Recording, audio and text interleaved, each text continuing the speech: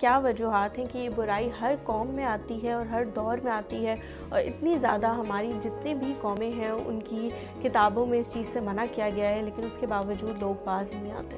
حضور علیہ السلام کا فرمان ہے کہ خبردار انسان کے جسم میں ایک گوشت کا لوتھڑا ہے، اگر وہ ٹھیک ہو تو سارا جسم ٹھیک ہے، اگر وہ خراب ہو تو سارا جسم خراب کام کرتا ہے۔ بالکل خبردار وہ دل ہے۔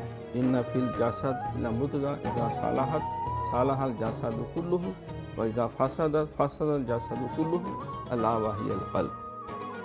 تو یہ کیونکہ قلب کی بیماری ہے، جس طرح حسد ہے، لالچ ہے، تکبر ہے، غصہ ہے، منافقت ہے، کفر ہے، شرک ہے، اسی طرح یہ حرص اور طمع جو ہے، تینوں حرف تمے دے یارو تو تینوں نقطے خالی، خالی نال پہناوا میرا میں بھی رہ گیا خالی۔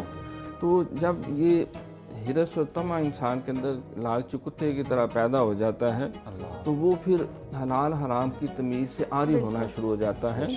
اور حضور علیہ السلام نے یہ بھی ارشاد فرمایا کہ الدنیا جیفۃ و طالبھا کلاب، یہ دنیا ایک مردار کی طرح ہے اور اس کے پیچھے بھاگنے والے کلاب ہیں، ڈاگس ہیں۔